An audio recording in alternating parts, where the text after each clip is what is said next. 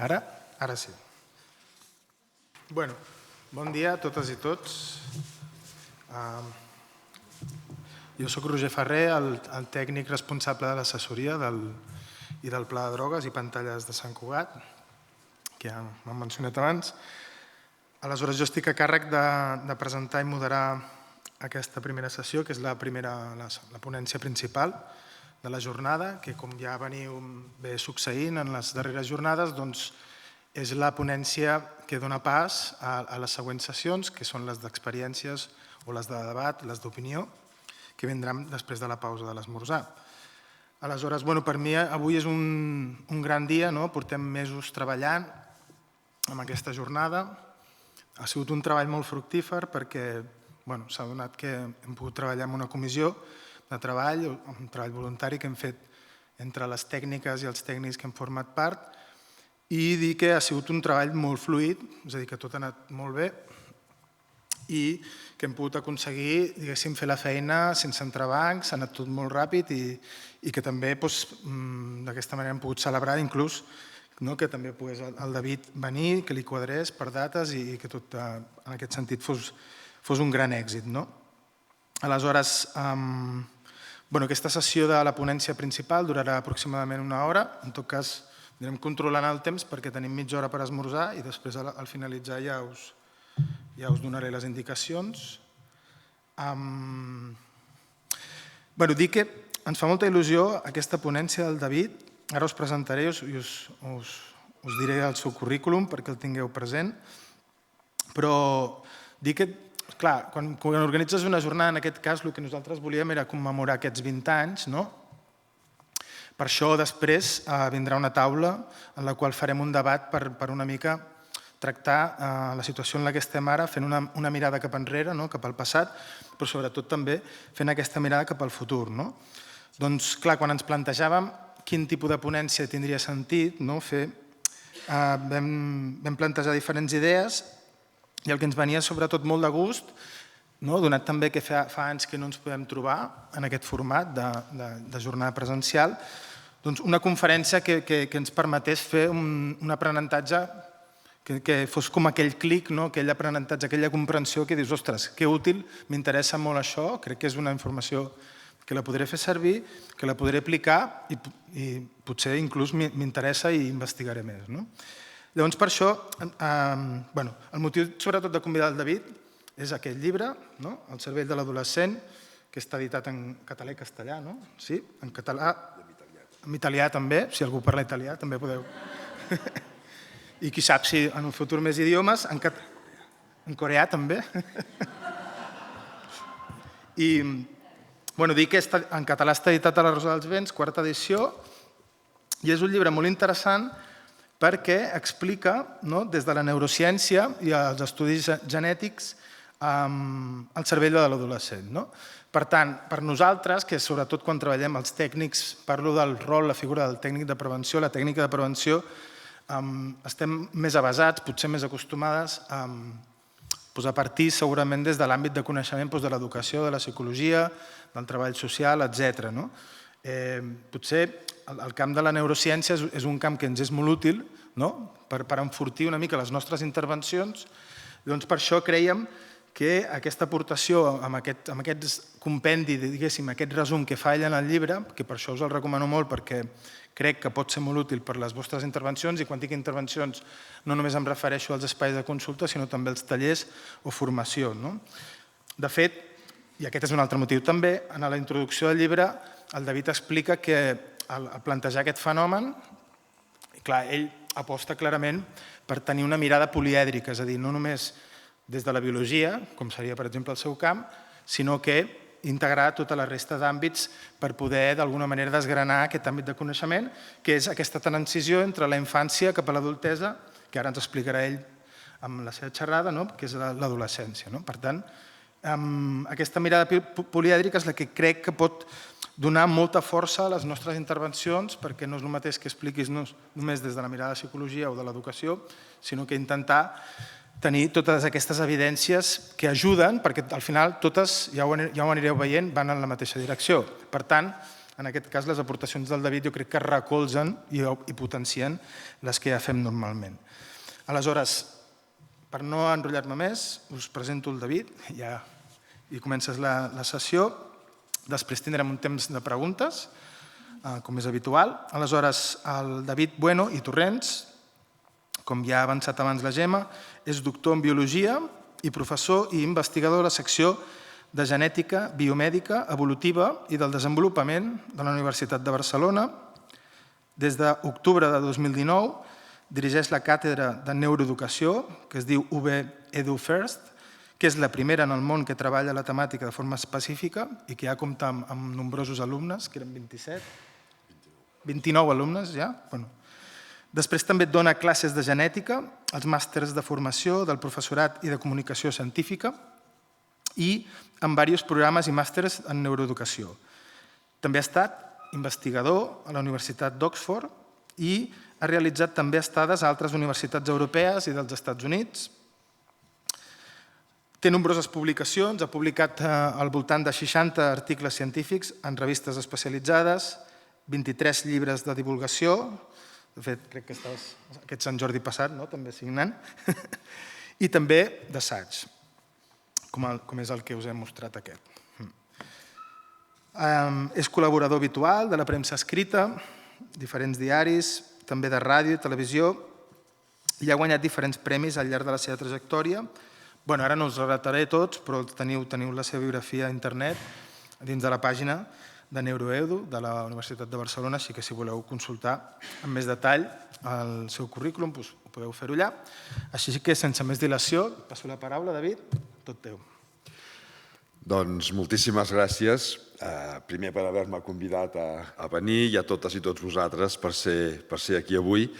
I és una situació que em fa moltíssima il·lusió.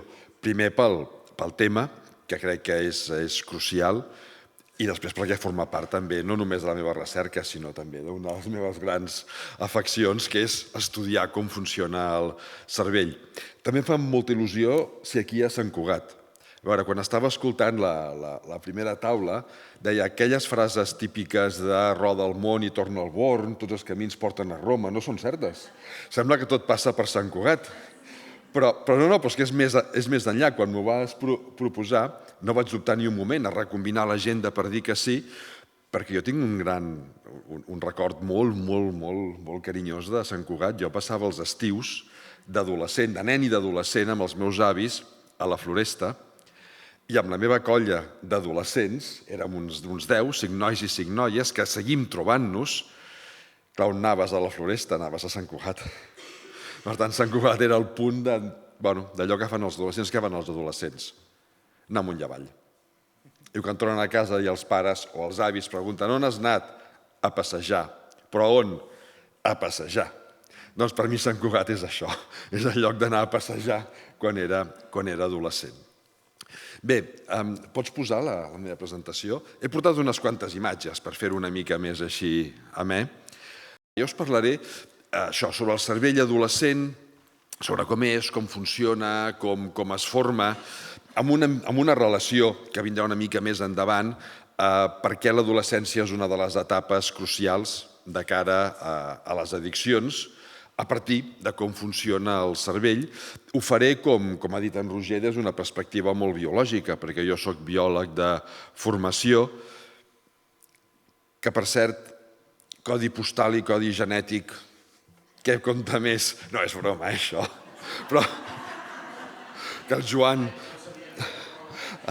Joan Colom ha dit és més important el codi postal que el codi genètic. No, és absolutament cert, però allò que dius, ai, que jo soc genetista, vale.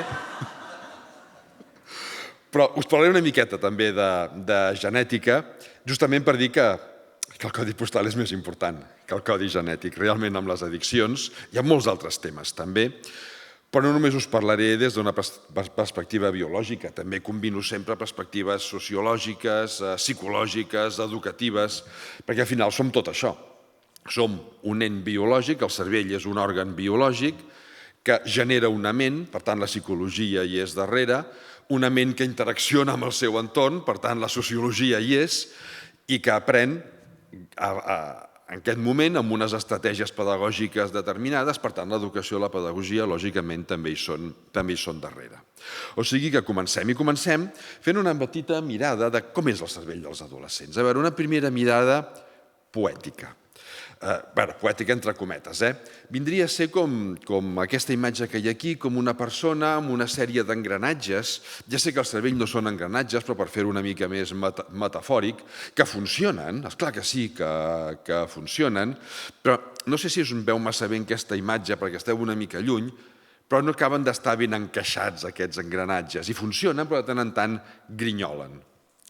Això és una metàfora de com és el cervell dels adolescents. Funciona, però de tant en tant grinyola. Una altra manera, l'habitació d'un adolescent. A veure, totes i tots els que teniu o heu tingut fills adolescents o heu vist l'habitació d'un adolescent. Jo tinc 2 fills que ja no són adolescents, ja tenen 22 i 24 anys, però el de 22, fins fa pocs mesos, encara la seva habitació era això. Ara ja no ho és. És un símptoma important. A veure, és un plat amb restes de menjar, no cal que siguin fesols, poden ser restes d'un entrepà, al costat d'unes bambes suades d'haver fet esport, amb una carpeta que es veu aquí el raconet, amb aquell treball que tant els ha costat fer i que tu pateixes que no se'ls embruti. Bé, això només és el reflex de què està passant per dins del cervell dels adolescents. És una època de canvi, és una època de transformació. Per algunes zones del cervell és una autèntica metamorfosi, literalment, on es produeixen estones de caos. No només de caos d'idees, que també, sinó de caos neuronal. I aquest caos el reflecteixen en el seu entorn. A vegades hi ha alguns adolescents que és just el contrari.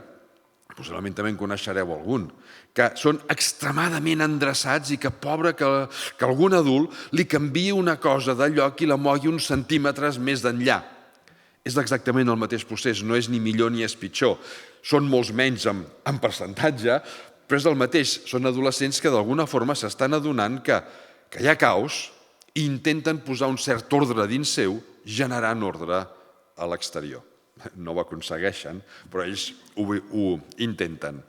O una altra manera de veure-ho ve a ser com una persona desgarbada, perquè clar, estan creixent, estan canviant, però aquests canvis no són sincrònics. Ara creixen les cames, ara creixen els braços, ara s'eixamplen i no han crescut, ara creixen i no s'han eixamplat. Que van contra tot. Tot és una merda, res serveix, tot és un desastre, és el que representa aquesta calavera aquí al mig. Hi ha aspectes d'adolescent que no s'acaben de perdre mai.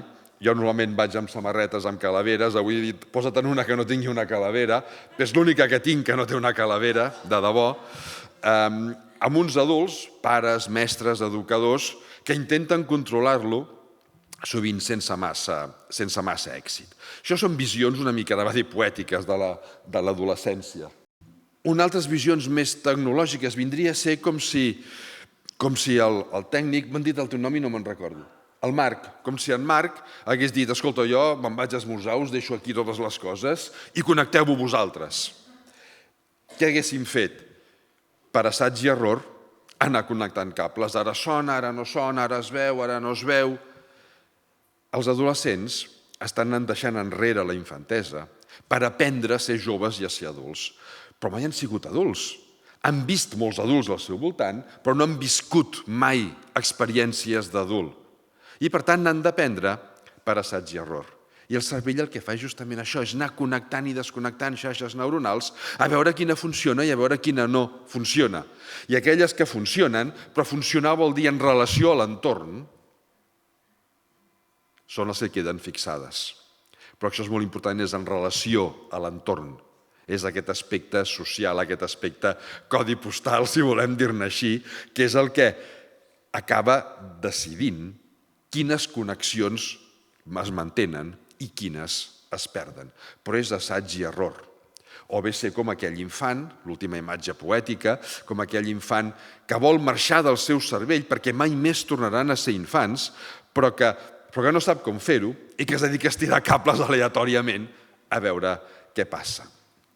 Això són visions de com és de què està passant dins del cervell dels adolescents. Bé, aquest era un inici de la meva xerrada, però tenia un altre inici. I com que no sabia quin posar, doncs tornem a començar. Comencem una altra vegada amb un segon inici que després confluiran tots dos. Al final no seran dos finals, serà només un.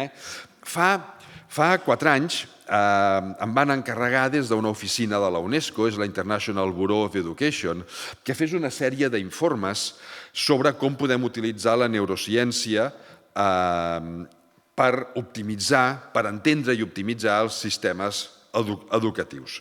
Ho vaig trobar molt interessant, vaig acceptar ràpidament i vam pactar fer 6 informes durant 3 mesos, 3 mesos que jo hagués hagut d'anar a viure en principi a Ginebra, que és on té la seu aquest organisme, però com tots vaig estar tancat a casa perquè va coincidir amb l'època forta de la pandèmia.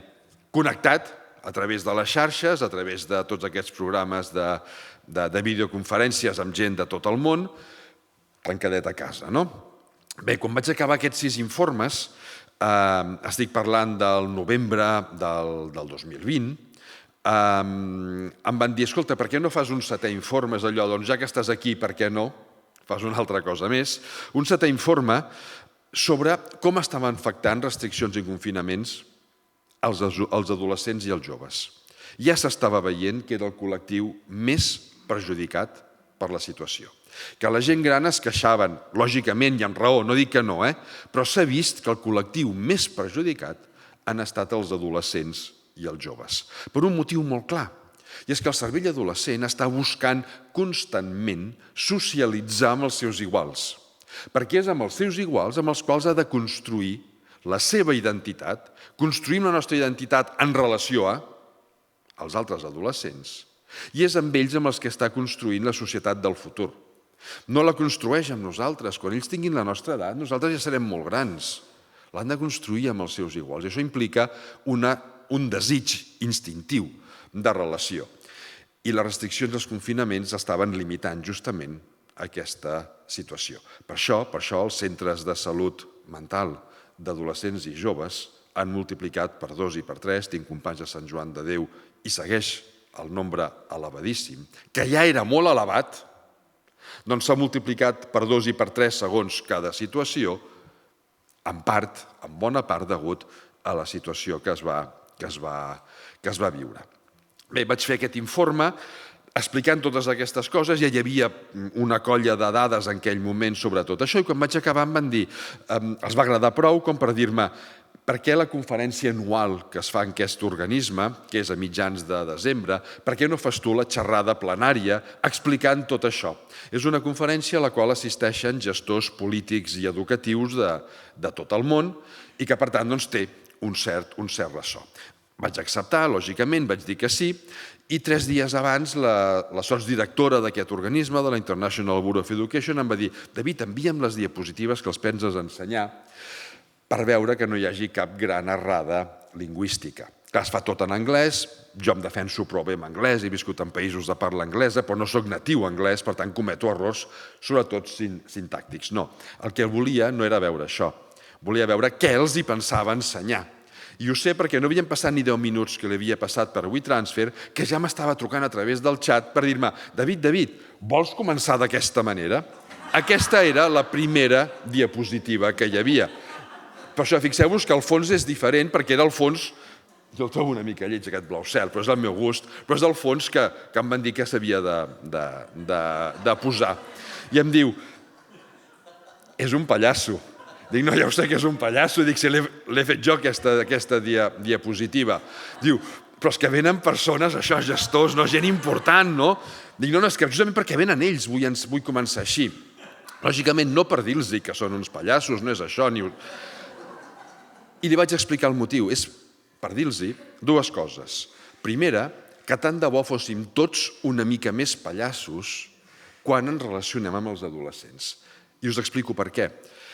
Per mi la professió, la feina de pallasso, és de les més difícils i importants que hi ha. Un bon pallasso és aquell que a través de la seva funció, a través del seu art, ens fa reflexionar sobre els aspectes més importants de la vida, l'èxit i el fracàs, qui sóc, d'on vaig, d'on vinc, la vida i la mort, al mateix temps que ens fa somriure.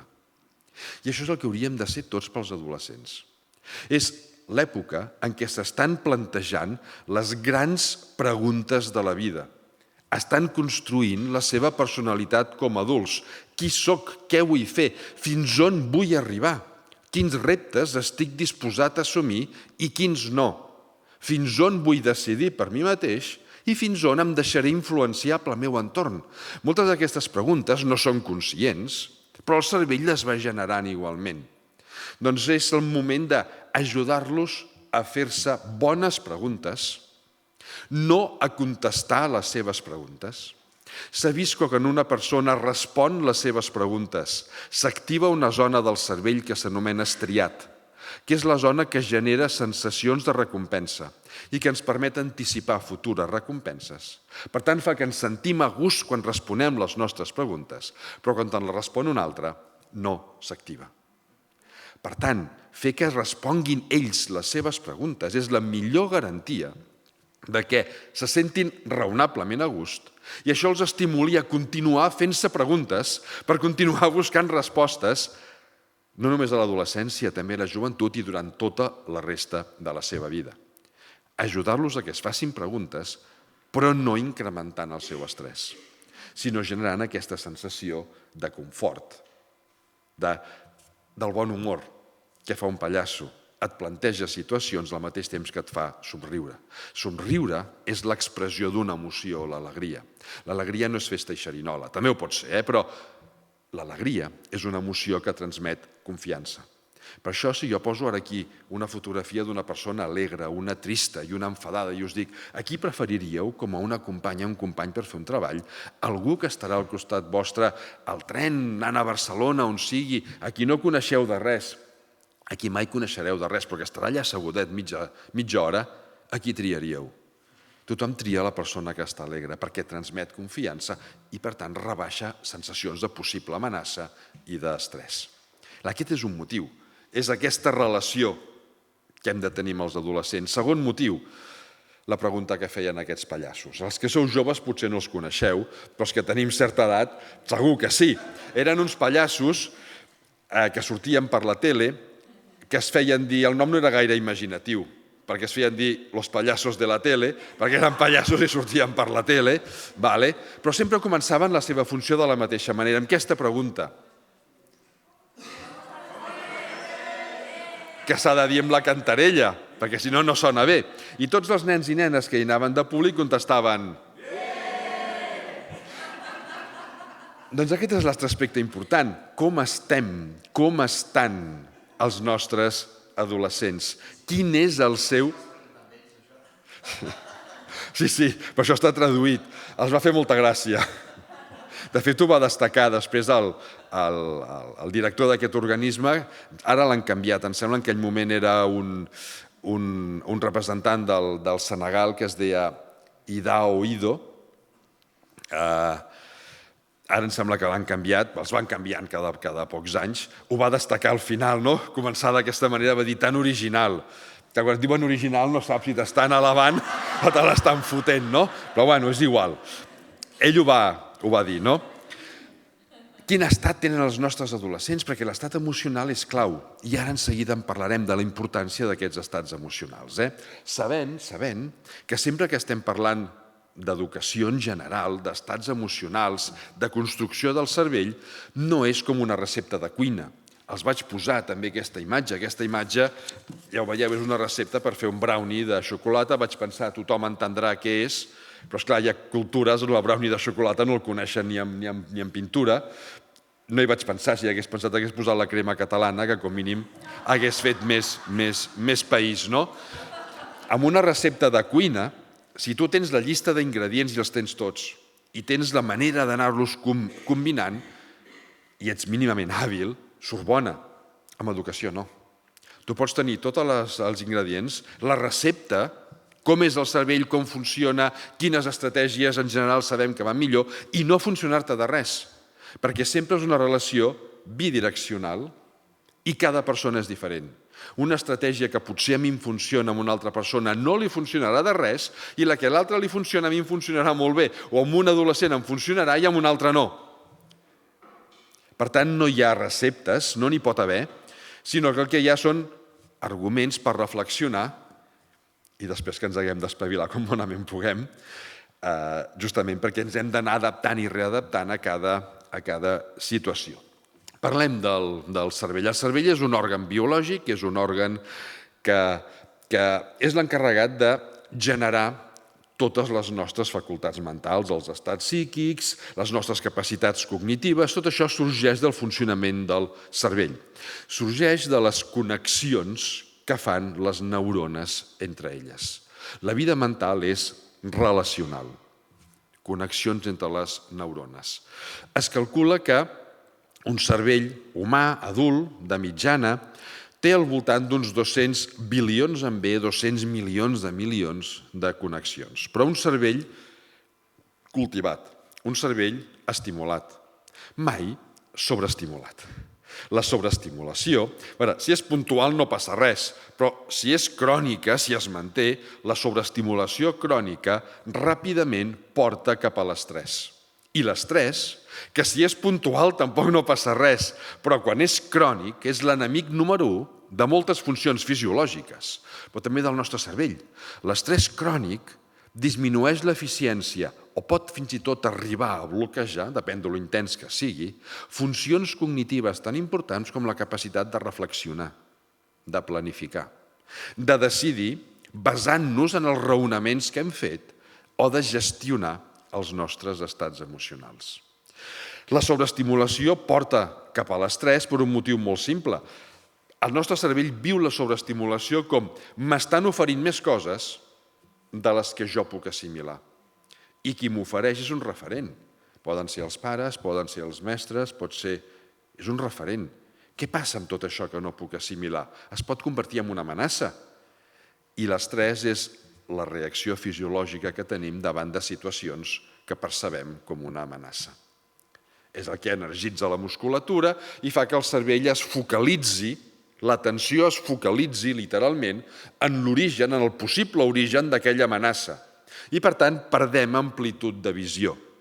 Una persona estressada li costa molt més reflexionar, primer perquè la zona de reflexivitat del cervell és l'escorça prefrontal, està aquí davant, funciona amb menys eficiència, però és que a més té l'atenció tan centrada en allò que per molt que li intentem eixamplar, ell o ella no ho veuran.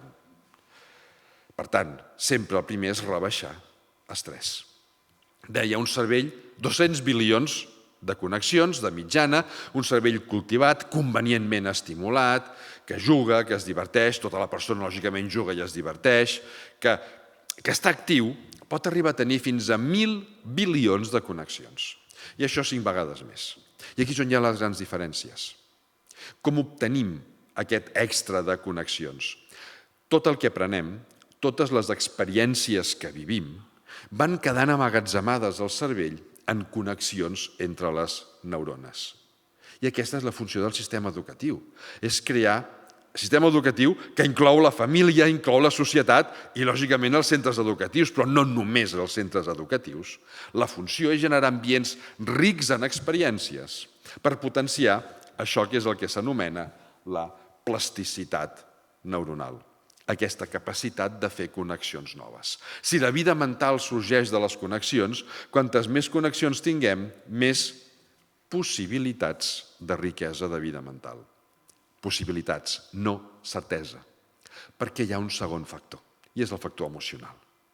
Les emocions són patrons de resposta, patrons de reacció automatitzats, que es desencadenen de manera molt ràpida davant d'una situació que requereixi una resposta urgent.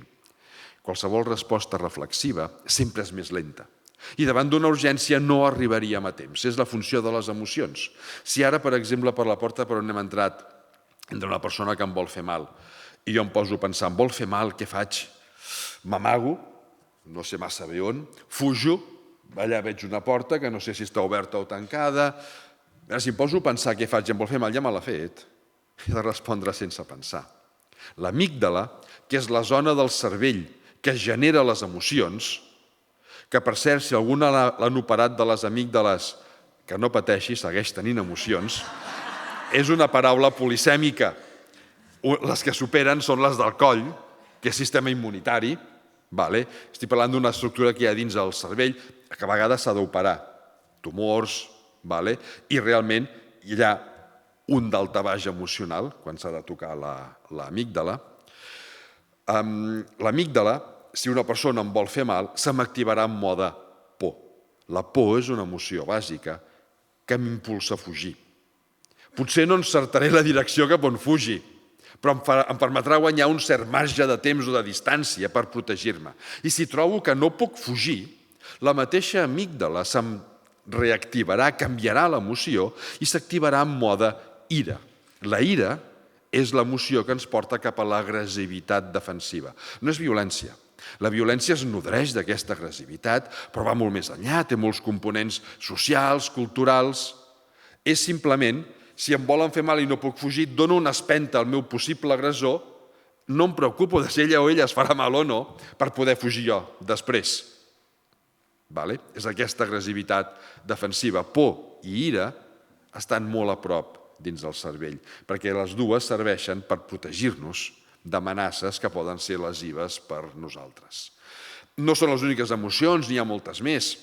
La tristesa, l'alegria, la curiositat o la sorpresa són altres emocions. Les emocions són totes tan importants, que qualsevol experiència, qualsevol aprenentatge que tingui emocions associades, el cervell ho interpreta com: si té emocions és que això és molt important, m'hi va la supervivència. I, per tant, ho integra amb molta més eficiència. Però no són equivalents les emocions. La por és incòmoda, l'alegria genera sensacions de confiança. En parlo només d'aquestes dues, després parlaré una mica més de les altres, però totes aquestes experiències que vivim, que enriqueixen la connectivitat del cervell, el que permeten justament és potenciar la nostra vida mental, però depèn de quina emoció hi hagi associada. Seran eficients o no ho seran, perquè l'estat emocional també genera connexions que hibriden amb les connexions de l'experiència que estem vivint i es tornen indestriables. De manera que quan hem d'utilitzar un aprenentatge, un coneixement, una experiència que hem viscut amb por, no ho voldrem fer servir perquè reviurem la incomoditat associada a la por. Però moltes vegades són experiències o aprenentatges que sí que haurem de fer servir. Per tant, ens estaran traient qualitat de vida, perquè ho reviurem amb aquesta incomoditat. I justament moltes de les addiccions el que fan és disminuir aquesta sensació d'incomoditat. Després veurem com. Per tant, és una de les maneres que tenen els adolescents i els joves de fugir d'aquestes sensacions quan han d'utilitzar coses que abans els han generat aquestes emocions de por. Seguim parlant del cervell. Clar, quines són les emocions més importants per fer uns aprenentatges en educació, se'n diuen significatius, però sobretot que siguin eficients? Un és la curiositat, aprendre per interès, la curiositat, i l'altre és l'alegria entesa com a confiança. Aprenem de qui confiem, no en volem saber res de qui desconfiem per si un cas. I la confiança s'encomana. Confiar amb els adolescents o amb els infants els fa guanyar en autoconfiança. I aquesta autoconfiança després és clau quan han de prendre decisions per ells mateixos. I una de les decisions que tots els adolescents han de prendre un dia o altre, perquè tots s'hi troben, tots ens hi hem trobat, no ho sé, jo sí, suposo que la major part de vosaltres quan éreu adolescents també, és que tard o d'hora ve algú i t'ofereix drogues. Perquè hi ha els especialistes que busquen adolescents per oferir-los drogues. I dir que no requereix de molta autoconfiança, perquè si no et deixes portar pel teu entorn. Requereix tenir molt clar que en aquest camp no hi vols entrar. I aquesta confiança es treballa ja des de la infantesa, que és el que ara en seguida veurem. El cervell va aprenent coses noves constantment, però segons quina etapa de la vida prioritza unes connexions neuronals o unes altres. Això vol dir prioritza uns aprenentatges o uns altres. Es distingeixen 5 grans etapes. I ara us en parlaré molt breument de 3 d'elles, perquè són les que més influeixen en aquesta adolescència. Me'n saltaré 2. La última, que no sortirà aquí, que és quan som adults, bàsicament perquè des del punt de vista neurocientífic és la més avorrida. Vull dir, el nostre cervell canvia, va fent connexions noves perquè aprenem coses noves, però ja és molt més planer. La primera no l'he posat tampoc, perquè encara no els veiem com són. És l'etapa fetal. S'ha vist que a les últimes 6 setmanes de desenvolupament fetal, el cervell del fetus ja comença a adquirir coneixements a l'exterior a través de les vivències de la seva mare. Bàsicament, vivències de tipus emocional. S'ha vist que les mares gestants que se senten acompanyades, valorades, protegides, no sobreprotegides, la sobreprotecció és tan nefasta pel cervell com la sensació d'abandonament, i vivim en una societat on la sobreprotecció va a l'alça, no només entre infants i adolescents, sinó també els mateixos adults. Volem estar segurs de tot i que mai ens passarà res, quan la seguretat absoluta no existeix. I això fa que hi hagi una sobreprotecció social que portem cap a infants i adolescents. Una persona que se sent sobreprotegida. Les 2 vies, n'hi ha moltes, però 2 de les vies principals que té per gestionar-ho és una, sentir-se un inútil. M'han de sobreprotegir perquè per mi mateix no faria mai res, i això deixa una empremta molt fonda dins del cervell. I l'altre és tornar-te a muntirar. Sempre fan el que jo vull. I això tampoc no afavoreix, també deixa una empremta fonda dins el cervell. Repeteixo, una mare gestant que se sent protegida, acompanyada, valorada, estimada, ja té un equilibri neurohormonal diferent que la que se sent rebutjada, no estimada, desprotegida, que també hi ha casos, i aquest diferent equilibri neurohormonal afecta la construcció del cervell del fetus. En el primer cas, la mare que se sent còmoda amb el seu entorn, el fetus genera més connexions a la zona de gestió emocional. La qual cosa vol dir que després, quan neixi, ho tindrà una miqueta més fàcil per gestionar les seves emocions a la seva vida. Per tant, aquesta prevenció ha de començar ja a l'embaràs. I això és una cosa que jo crec que ha d'anar penetrant socialment, que és molt important aquesta etapa, que després és reconduïble en un sentit i en l'altre. Vull dir que un infant que neix amb més connectivitat, si després es troba en un ambient xungo, perdoneu l'expressió, però ja ens entenem, això pot anar després en la direcció contrària, perquè el cervell segueix sent plàstic. O a l'inrevés, que ha tingut una mala gestació perquè la seva mare no estava a gust amb el seu entorn, després és reconduïble en positiu també, però millor no haver de reconduir mai res i que tot vagi fluint de la millor manera possible. Anem a les etapes que ja surten fora. Primera infantesa, entre els 0 i 3, 4 anys. El cervell continua prioritzant els aprenentatges de tipus socioemocional. S'ha vist que els infants estan pendents, és inconscient, però estan pendents de què fem els adults, com ens comportem, com ens relacionem entre nosaltres, com ens relacionem amb ells i com ells es poden relacionar amb nosaltres. I això va afectant com es construeixen les xarxes neuronals del seu cervell. És simple adaptació. El cervell és l'òrgan que permet que ens adaptem al nostre comportament a l'entorn on vivim. Per tant, segons com sigui aquest entorn, hauran d'aprendre a comportar-se d'una manera o d'una altra. Per exemple, s'ha vist que els infants que viuen en un entorn d'alta conflictivitat, el tipus de connexió que es fa a la zona de gestió emocional, que és l'escorça prefrontal, on també hi ha la reflexivitat, la planificació, aquest tipus de connexió és lleugerament diferent als que viuen en un entorn de relativa estabilitat. I això fa que després, especialment a l'adolescència i a partir de l'adolescència, siguin més impulsius. I per oposició menys reflexius. Clar, entenguem-nos, això no és bo ni és dolent, El cervell s'adapta al que troba. Si l'ambient és conflictiu vol dir que les amenaces sovintegen. I com responc amb una amenaça? Pensant? No arribaria a temps. He de ser impulsiu i ells s'hi adapten. Passa que després això pot tenir altres conseqüències i topar amb l'estructura social que tenim muntada. També s'ha vist, per exemple, en aquestes edats. Això serveix també per després. Les altres me les passaré una mica més ràpides. Però també s'ha vist que el tipus de construcció neuronal depèn del que s'anomenen estils de parentalitat. Hi ha dos grans estils de criança o de parentalitat. A veure, en ciència hem d'estudiar els extrems perquè al comparar-los les diferències siguin estadísticament significatives, sabent que és una gamma de grisos, que tothom està en algun punt intermedi, no? Però els extrems, parentalitat negativa i positiva.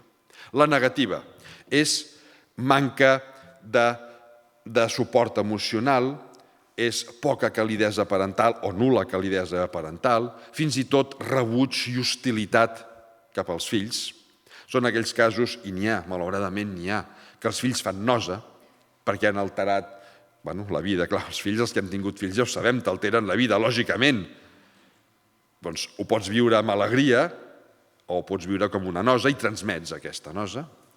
És manca de coherència entre recompenses i amonestacions de tipus educatiu. Avui et felicito per això. No és fer premis, aquesta recompensa. Els premis són també perjudicials pel cervell, perquè aprens a fer les coses per una recompensa material. La recompensa és aquella mirada d'aprovació, aquella paraula de confort, és aquella sensació de que comparteixes l'alegria per allò que s'ha fet bé. Doncs la parentalitat negativa és manca de coherència.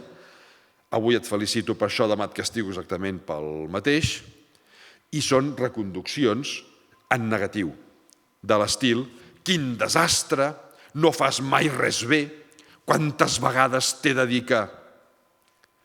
Parentalitat positiva és tot el contrari. És calidesa parental, és recolzament emocional no sobreprotector, repeteixo, no sobreprotector, és coherència entre recompenses i amonestacions de tipus educatiu i amonestacions fetes en positiu de manera propositiva i proactiva.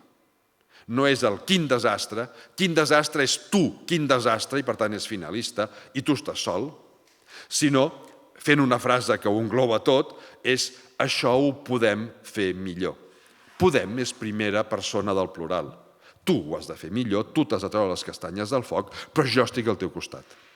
Podem, primera persona del plural. Recolzament emocional. Fer és proactiu. No és desastre, que s'acaba, sinó et porta, t'estimula a continuar avançant. I millor és positiu.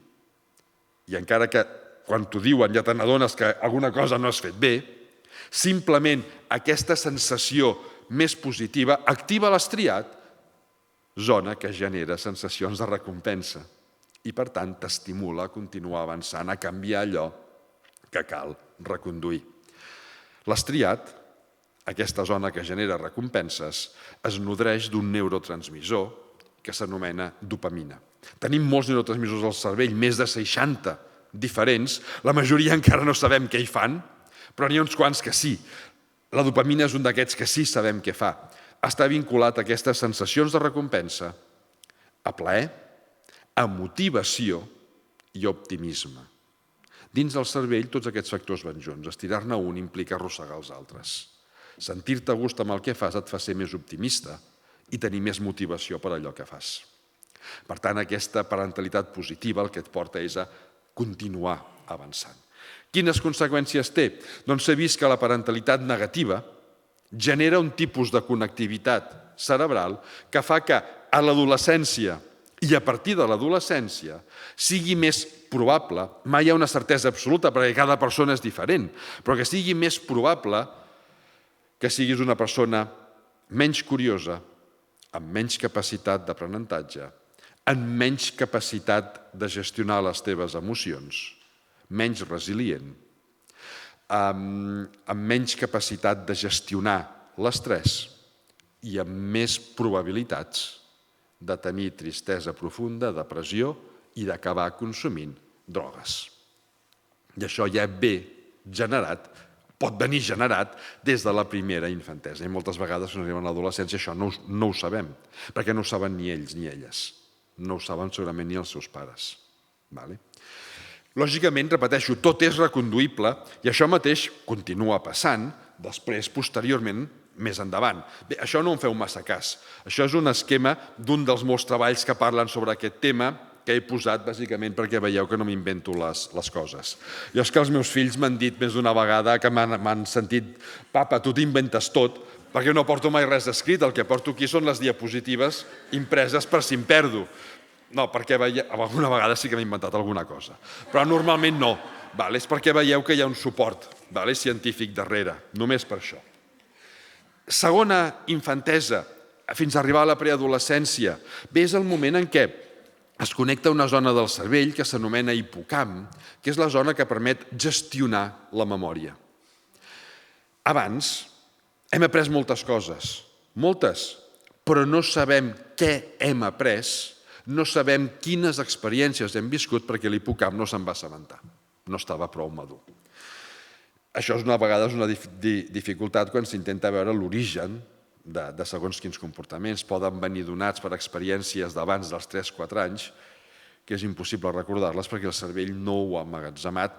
Ha emmagatzemat l'aprenentatge però no sap que el té, però el fem servir. El fem servir i ens està condicionant.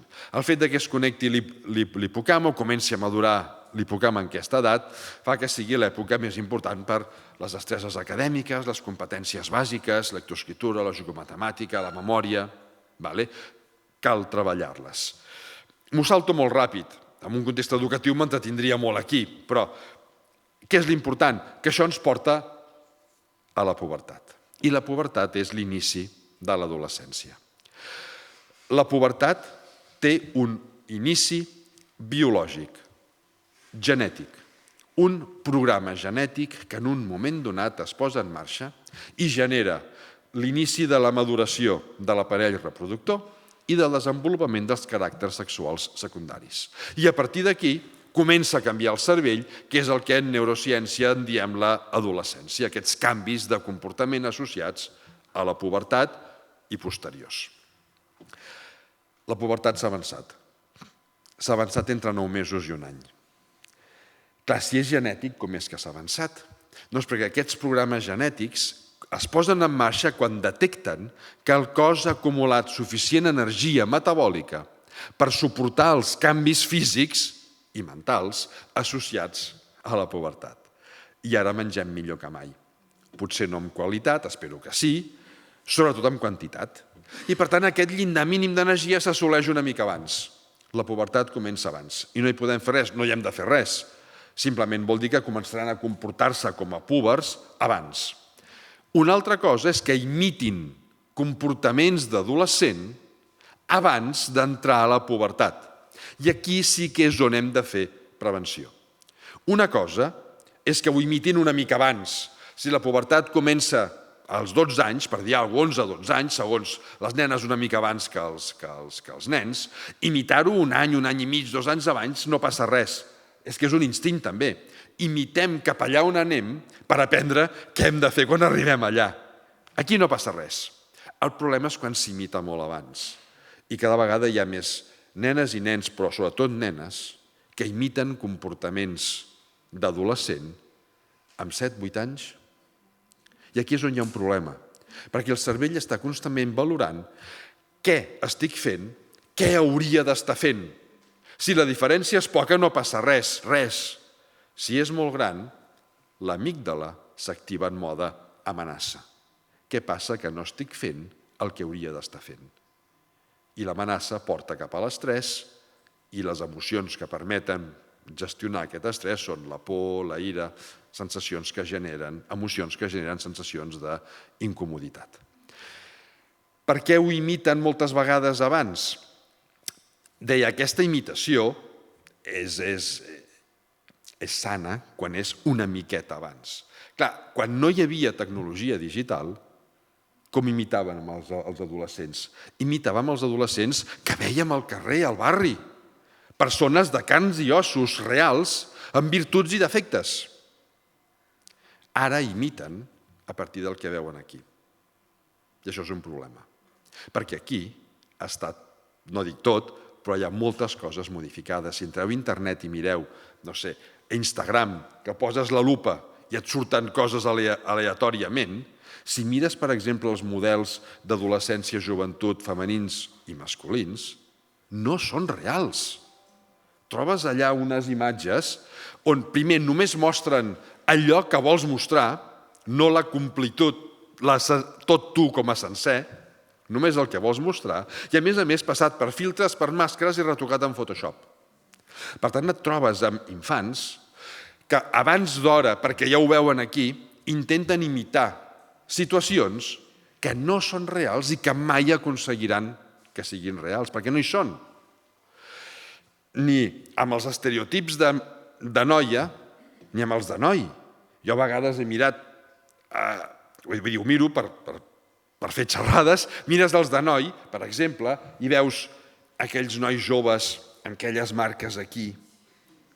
Et mires tu al mirall i dius, on són? I penses quan eres adolescent i dius, on eren? I sí que n'hi ha algun que ho té, esclar que sí, però són una minoria. Clar, intentes imitar-ho i no ho aconseguiràs mai. Torna a haver-hi un decalatge. Intento i no arribo. Això pot ser una amenaça perquè penso que la societat real és aquesta i no ho és. El mateix amb els comportaments sexuals. Cada vegada hi ha més casos d'adolescents que cometen violacions. Perquè és el que es veu per aquí, és la pornografia. No és el que tu veus al teu voltant físicament, veus, intueixes, perceps, t'imagines. És una cosa completament diferent. Per tant, aquí sí que cal ensenyar-los a gestionar tot això que surt per aquí. Entrem a la pubertat, entrem a l'adolescència i una de les primeres coses que se'ls plantegen és el seu desenvolupament sexual. La pubertat és això. I després venen tots els canvis de comportament. Clar, en l'espècie humana això és complex. És complex perquè hi ha 3 factors. Un és el teu sexe morfològic, tenir úter o testicles, que això és genètic. Depèn de tenir un cromosoma Y o de tenir 2 cromosomes X. No res més. Però això va lligat a com et sents tu. I ells ho han de descobrir. I va lligat a per qui sents atracció. I això també ho has de descobrir. I són 3 factors independents que van lligats, però que ho han de descobrir. I que moltes vegades, si l'entorn no els permet descobrir-ho per ells mateixos, no els dona la llibertat per descobrir-ho, l'amígdala es torna a activar en mode amenaça. Què passa? Que no sento el que em diuen que he de sentir. Increment d'estrès. I en seguida veurem que aquest increment d'estrès és una de les portes més fàcils per entrar al consum de substàncies tòxiques. Per tant, un altre motiu de prevenció per mi és explicar que qualsevol relació entre aquests 3 factors és normal i que s'ha de deixar la llibertat de que descobreixi cadascú quina relació vol tenir, perquè això farà disminuir estrès i, per tant, dificultarà el consum després de qualsevol tipus d'addicció. Arribem al cervell adolescent. Què li passa al cervell adolescent? Doncs hi ha 3 zones del cervell que canvien moltíssim durant l'adolescència. Breument, l'amígdala, la A que hi ha aquí baix, l'amígdala, centre que genera les emocions, es torna hiperreactiva. Vol dir que responen molt més ràpidament i amb més intensitat de manera emocional davant de qualsevol situació.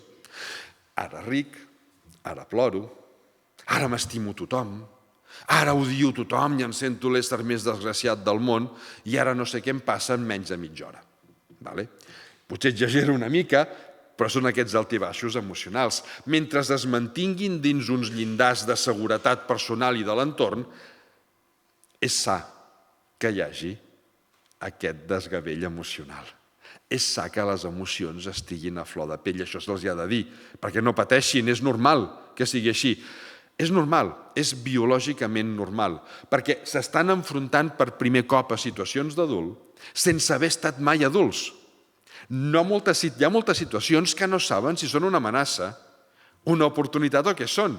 I per fer front a una amenaça necessites tenir les emocions a flor de pell perquè és la manera de respondre ràpidament davant d'una amenaça. Això també genera un segon efecte i és, tornem a parlar de les emocions. Hi ha classificacions, hi ha un company meu de la Universitat de Barcelona, ja està jubilat ara, que es diu Rafael Vizquerra, potser alguns l'heu llegit, que té una classificació amb més de 500 emocions diferents. És un món molt complex, però n'hi ha 6 que són bàsiques i transversals i la resta sorgeixen de la combinació d'aquestes. Quines són les 6 bàsiques aquestes? Hi ha autors que diuen 8, altres diuen 10, és igual. Jo dic 6 perquè així acabo abans. La por, fugir davant d'una amenaça. La ira, defensar-me agressivament davant d'una amenaça. El fàstic, escopir una cosa en mal estat per no contaminar-me. La tristesa. La tristesa és una emoció que s'ha menystingut tradicionalment. No estiguis trist, que no passa res. No. La tristesa és una emoció importantíssima. La tristesa ve a ser com la tireta que ens posem quan ens fem una ferida per evitar que s'infecti i cicatritzi més ràpid. La tristesa és l'emoció que ens permet que qualsevol sotrac emocional anterior cicatritzi perquè puguem recuperar-nos i continuar endavant. És la base, una de les bases de la resiliència. Una altra cosa és recrear-nos en la tristesa. Vindria a ser com treure la tireta cada dia i rascar-nos la crosta perquè no cicatritzi. No, però deixar-la fluir. Per això quan estem tristos estem més tancats perquè estem recalibrant per tornar a començar. Per això quan veiem una persona que està trista la respectem més perquè li deixem un espai perquè recalibri i torni a començar. I si algú no respecta qui està trist, això és la prova directa de que aquest algú té problemes emocionals greus. No qui està trist, qui no respecta la tristesa dels altres. La tristesa és important per mantenir la sensació de benestar, no de felicitat. Vivim en una societat on hem comercialitzat la felicitat. Si no ets feliç, és que ets un desgraciat. No. La felicitat, a veure, és molt xula, és molt guai, però és efímera. La felicitat es basa sobretot en aquell neurotransmissor, la dopamina, que ens fa sentir eufòrics, optimistes, però com més alt és el pic de felicitat, com que no podem mantenir aquest estat mental massa temps, la baixada després també és més gran. La felicitat no admet la tristesa. Si estàs trist ja no ets feliç. El benestar és diferent, és un equilibri entre la dopamina, altres neurotransmissors com la serotonina, que és la que genera un estat d'ànim positiu, bon rotllo, les endorfines, que són les que generen sensació de tranquil·litat interna, és un equilibri. I aquí la tristesa hi té lloc. La tristesa no altera el benestar, el potencia. Quan una cosa no em va bé, estic trist per mantenir el benestar, per recuperar-me i mantenir el benestar. I això és el que hauríem d'exportar. Ser feliç de tant en tant és molt guai, però hem de buscar ser feliços. Hem de buscar el benestar, estar tranquils, estar a gust, que és molt més planer. Això era per tenir una imatge bonica amb un ratolí darrere. Per dir que, a veure, clar, estem parlant d'aquests factors emocionals, no? I deia, pot generar una petita controvèrsia, i és que les emocions, la majoria, generen sensacions incòmodes. És que biològicament s'han seleccionat a través de l'evolució per protegir-nos de les amenaces. És molt més perillosa una amenaça que no una oportunitat. Si la perdem, mira, mala sort, ja en vindrà una altra. Vull dir, la por, la ira, el fàstic, la tristesa, les 4 que he anomenat fins ara de les 6, generen sensacions d'incomoditat. Tenir les emocions a flor de pell fa que sigui molt més fàcil que notin por, ira, tristesa i fàstic, que no només és escopir un menjar en mal estat, pot ser fàstic social, pot ser fàstic de moltes altres maneres. De les 6, 4 són negatives. La 5a és la sorpresa, la curiositat, la sorpresa. Però la sorpresa és ambivalent. Pot ser una sorpresa negativa o pot ser una sorpresa positiva que t'estimula, la curiositat. I la 6a és l'alegria entesa com a confiança.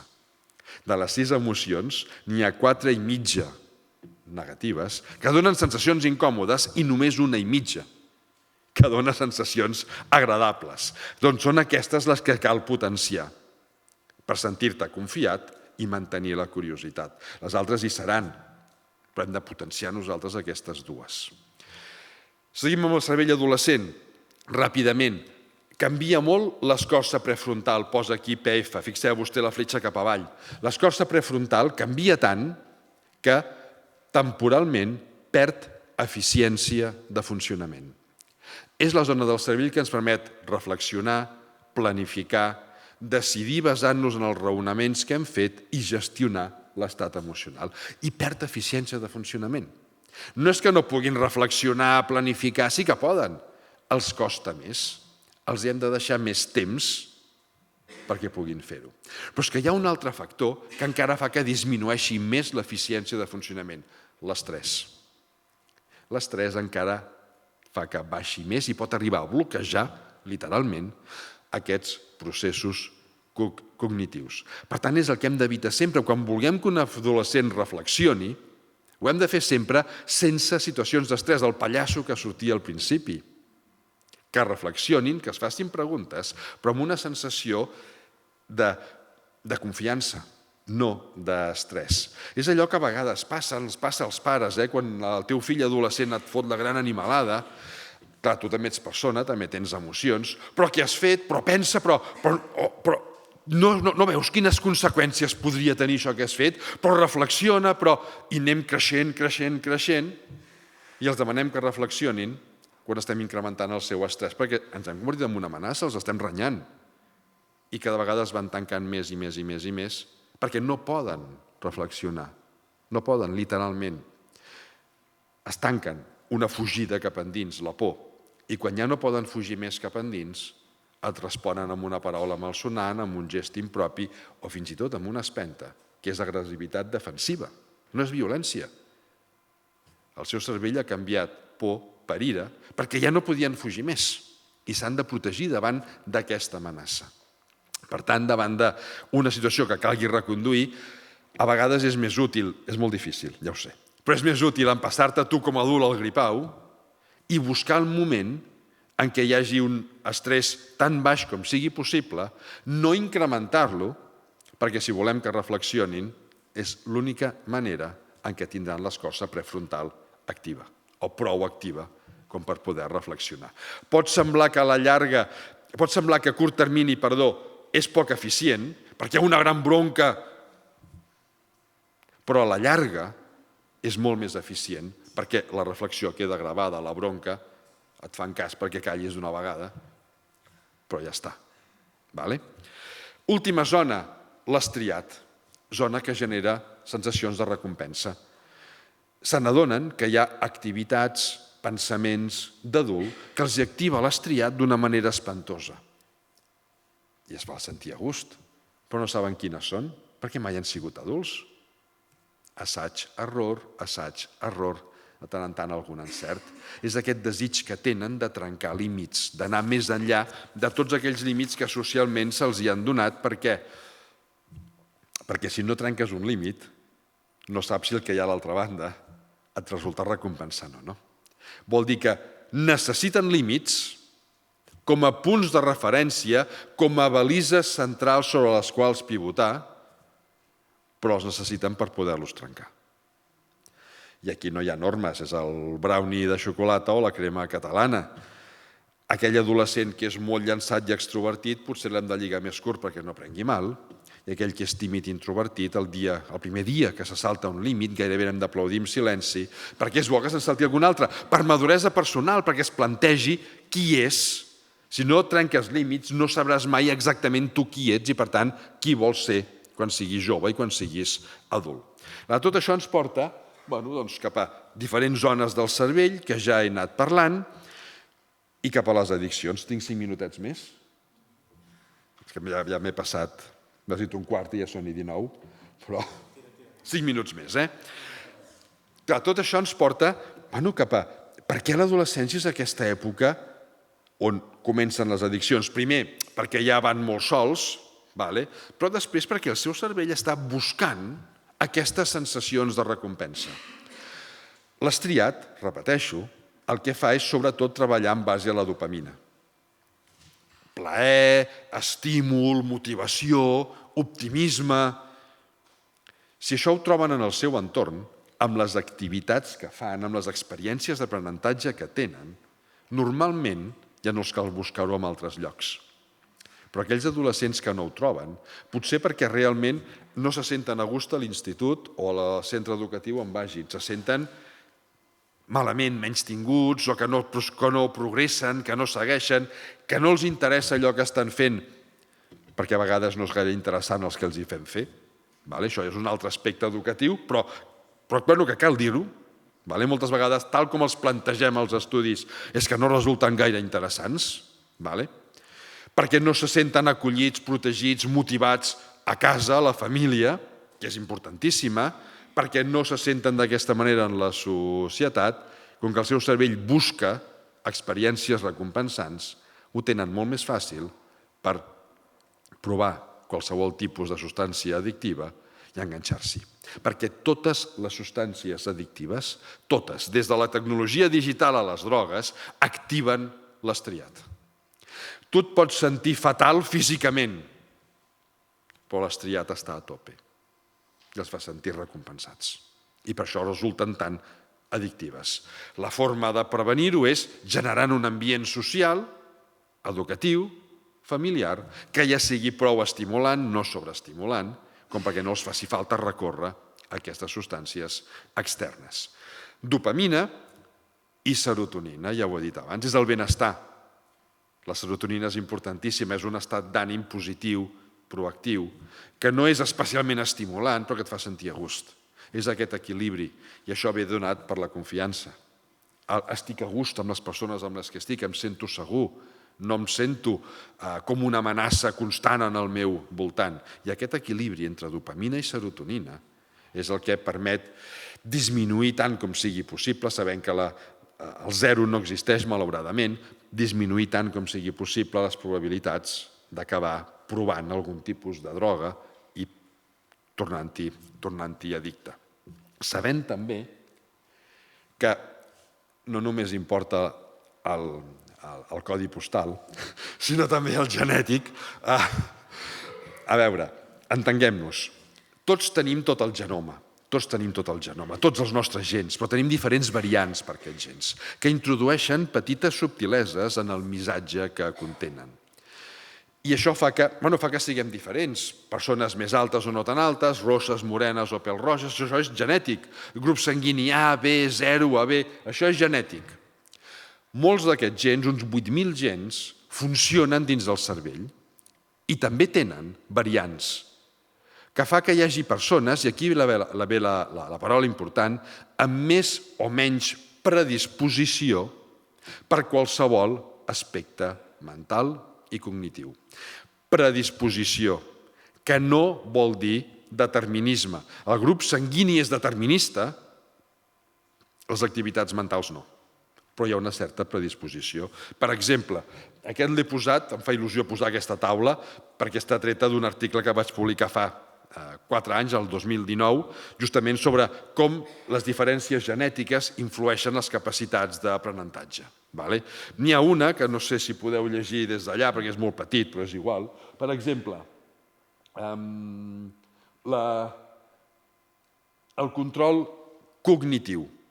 El control cognitiu és la capacitat que tenim de gestionar els nostres propis pensaments i, per tant, d'acabar decidint de manera més o menys racional. Quin pes té la genètica en el control cognitiu? En diem heritabilitat. Hi ha maneres de calcular-ho i ho donem en un tant per cent, o aquí està en un tant per 1, que és el mateix. El pes de la genètica en el control cognitiu és del 49%. Clar, és molt o és poc? És pregunta trampa, no contesteu. Ni és molt ni és poc, és el que ens dona la nostra biologia i amb això hem de lidiar. Què és el que és important? És l'altre 51%. Perquè al final tots els factors han de sumar 100, és un percentatge. Aquest 49% és el que ens dona la biologia, però no la podem tocar, cadascú té la que té. Què és la resta? La resta és l'educació, és l'ambient, són les experiències que has viscut a la teva vida. És el codi postal. He triat aquest perquè estem quasi equilibrats, però mana el codi postal. Més o menys, aquesta heritabilitat es mou entre el 40 i el 60% segons cada característica mental. però no la podem tocar. L'important és, repeteixo, quan no la podem tocar, sabem que hi és. Sabem que hi ha persones amb més predisposició genètica a acabar consumint substàncies tòxiques. I aquí això és una taula treta d'un article, aquest no l'he fet jo, sobre l'heretabilitat, aquest pes genètic en la probabilitat d'acabar consumint substàncies tòxiques. I és un pes important. Per tant, hi ha persones amb més facilitat de caure-hi i d'altres que ho tenen, o ho tenim, espero ser dels segons, més difícil per la nostra genètica. Però, per exemple, això sí que ho he de llegir perquè no me'n recordo de memòria, però, per exemple, el cànnabis, la marihuana, que és devastadora pel cervell. Si algú diu, i hi ha gent que ho diuen, quan que és més natural no passa res, pot ser tot el natural que tu vulguis, però és devastadora pel cervell, devastadora per les connexions neuronals, especialment a l'escorça prefrontal, i moltes vegades la conseqüència ve després, a partir dels 30 o 40 anys, perquè és acumulatiu. El cànnabis ronda el 45-50% d'heretabilitat. Per tant, hi ha persones amb més predisposició. Però què és el que és important? És l'altre 50%, és com els empoderem, com fem que guanyin autoconfiança, perquè quan arribi el moment que els hi ofereixin, perquè els hi oferiran, confiïn prou en ells mateixos per dir no i no es deixin portar pel seu entorn. N'hi ha d'altres, La cocaïna és més del 60-65% genètic. La cafeïna és el 50%, és la meva droga. El cafè, no, al matí per esmorzar i a mig matí, ja està, L'alcohol ronda el 50%. Només perquè en tinguem una petita idea. I el mateix passa amb la tecnologia digital.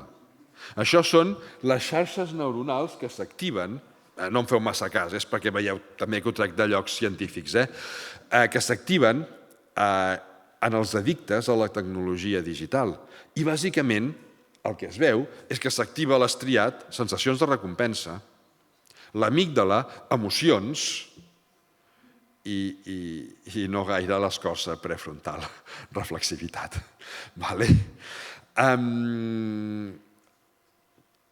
Què té la tecnologia digital? Doncs que és molt atractiva. Si una cosa no t'agrada, fas així i passes a la següent. I això al cervell li encanta. No cal pensar. No m'agrada, no m'agrada, no m'agrada, això sí que m'agrada, oi, quedes embobat i vas passant. És molt atractiu pel cervell. Et fa sentir recompensat perquè només veus allò que tu vols veure, no veus la realitat, que sempre és ambivalent. S'ha vist, i amb això acabo, s'ha vist que un dels efectes és a través de les xarxes socials. Deia, els adolescents busquen desesperadament socialitzar amb els seus iguals i les xarxes socials és una forma brutal de socialitzar amb milers de persones de tot el món que potser no coneixes, però que estàs pendent d'allò que t'estan dient, d'allò que tu els estàs dient. I això és el que busca el cervell adolescent. Bé, s'ha vist que mitja hora, 3/4, una hora de socialització física presencial amb altres adolescents, fotent voltes pel carrer, allò que jo feia per aquí a Sant Cugat quan era adolescent amb els meus companys amics de la Floresta, pel cervell és molt més recompensant, genera molt més activitat a l'estriat que estar-te 3 hores a través d'una xarxa social d'internet. No és tan recompensant ni de bon tros. Però com que el cervell busca la recompensa, les 3 hores es converteixen en 4, en 5, en 6 i ja tenim la porta cap a l'addicció. La prevenció hauríem de potenciar els espais dels adolescents, on es trobin, on comparteixin, on puguin anar pel carrer. Tot aquest, anava a dir aquesta moguda, ja em perdonareu, tots aquests projectes que hi ha de pacificar les ciutats, de fer zones verdes on puguem anar tots a sortir, a passejar, a trobar-nos, és una de les maneres d'afavorir que els adolescents es puguin trobar. Però després hi ha una altra, i és no els critiquem. Quan estiguin allà anant amunt i avall sense saber què fan, no els critiquem, no els diguem és que els adolescents d'ara no saben què fan. Això ja ho deia Aristòtil. Els clàssics grecs ja ho deien. Fins i tot ho deia, qui era aquest filòsof oriental? Ara no em sortirà el nom, en el llibre surt. És pregunta d'examen, Qui aprova? Sí. Confuci era, exacte. Bé, no me'n recordo si era ell o no, però és igual. Diguem que era Confuci. També ho deia. A veure, no ho diguem. Deixem-los que vagin amunt i avall sense saber on van. Per costum social, aquí, les noies han més agafadetes de la mà i els nois anem més donant-nos espantetes els uns als altres. Això és el que ha de fer un adolescent, perquè això omple el cervell de recompensa i, per tant, dificulta poder caure en altres addiccions, com pot ser la tecnologia digital o els tòxics. I ja per acabar, les 3 paraules que jo considero que són claus per acompanyar a un adolescent. La primera és el recolzament, bàsicament recolzament emocional, confiança. Hem de confiar en ells. Per molt grossa que ens la facin, no podem trencar la cadena de confiança, perquè si la trenquem, perdrem influència. La segona és estímul. Ser adolescent és molt cansat. Consumeix molta energia els canvis corporals i pot ser que perdin aquest estímul i una persona sense estímul, l'estriat no se li activa i buscarà activitat amb altres bandes. Estímul no sobreestimulant. Llocs on trobar-se, esport, música, el que sigui. I exemple.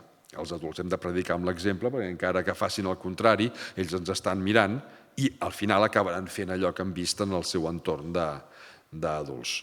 Per tant, exemple per exemple, valgui la redundància, exemple per exemple, amb el consum d'alcohol. Quin ús en fem els adults? Què els diem ells que han de fer? O amb la utilització de la tecnologia digital. Quin ús en fem els adults? Què els diem amb ells que han de fer? I ja està. I això és tot el que us volia dir. M'he passat 10 minutets de l'hora que havíem dit, però espero que us hagi interessat.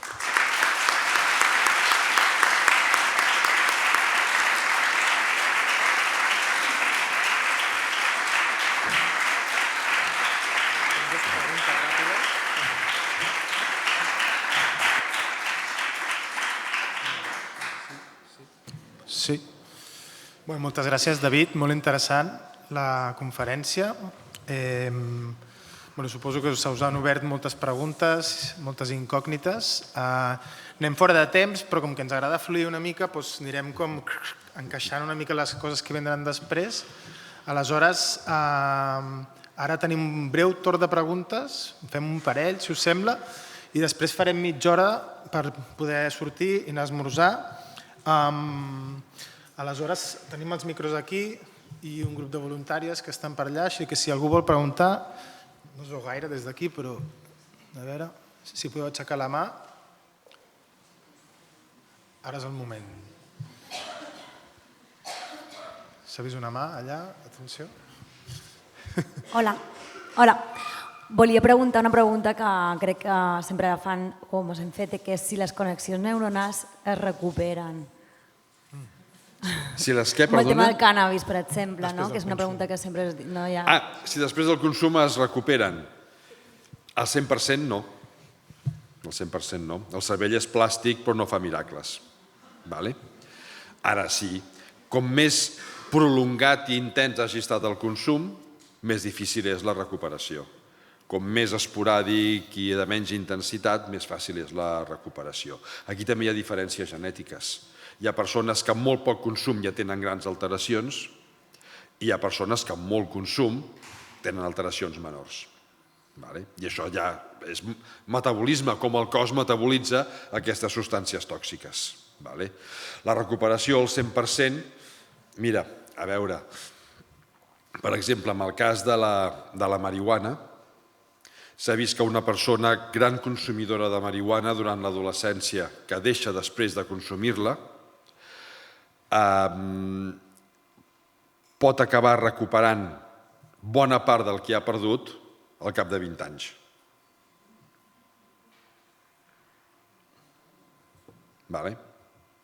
És un dels casos que s'han estudiat. Segurament també amb altres drogues, però no ho sé, no tinc les dades. Al 100% és que és complicat, perquè clar, el cervell ja ha fet altres connexions i per tant al cervell és molt fàcil fer connexions noves, però molt difícil esborrar les que ja tenia, si no les mates tu. Aleshores, les que s'han generat degut al consum seguiran estant allà. Per això la recuperació al 100%. En biologia mai assegurem res al 100% ni diem d'un 0%, per si un cas. No vol dir que algun cas no sigui que sí, però no és el més habitual. Després també, no sé si ho comentaves en el llibre, que el període de l'adolescència és crucial per l'afectació que té a l'hipocamp, no?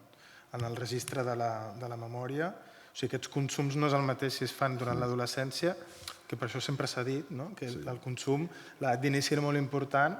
Llavors, un dels problemes que ens trobem des de fa molts anys, que és aquests consums iniciàtics es donen durant l'adolescència. A l'adolescència és quan el cervell és més plàstic, no només està fent moltes connexions noves, sinó que també perd connexions que ja tenia. Aquí sí que les perd, s'anomena poda neuronal i ve programat, genèticament programat, perquè ha d'eliminar tots els comportaments infantils perquè mai més tornaran a ser infants. Llavors, el consum de drogues, marihuana i alcohol, sobretot, difícilment un adolescent començarà a consumir cocaïna amb 14 anys, hi ha casos, però alcohol i marihuana són els més habituals, alteren tant el podat neuronal com el fer connexions noves. I com més joves, més plàstic és el cervell i més profunda és aquesta alteració. Per això, el consum, suposant que n'hi hagi d'haver, l'idea és que no n'hi hagi, com més tard comenci, menys greu acostuma a ser l'afectació.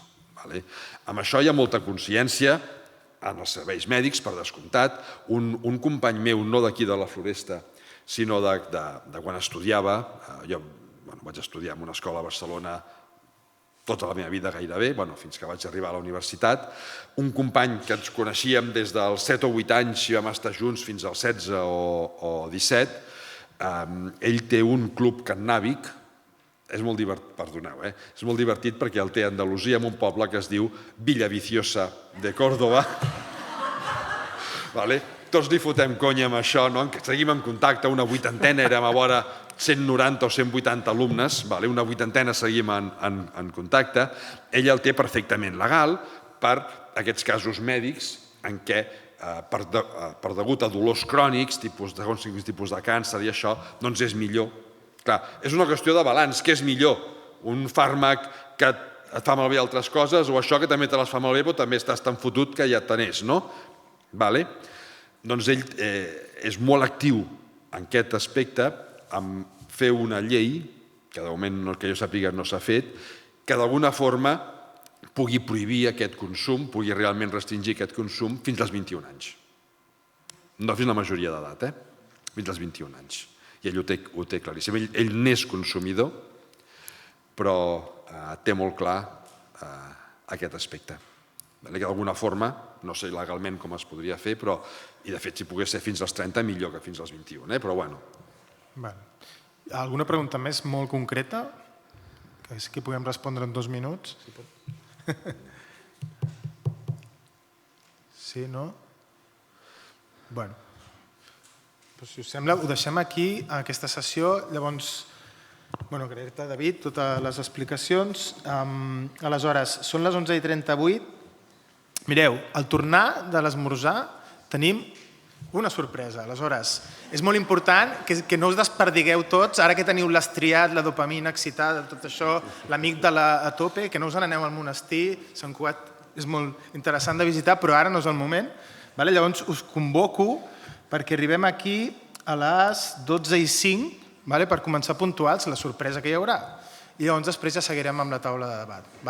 Si us sembla, fins ara.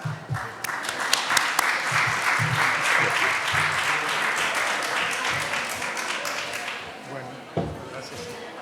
Ens haguéssim pogut quedar aquí jo, el format que tenim nosaltres sempre és diu assessoria oberta.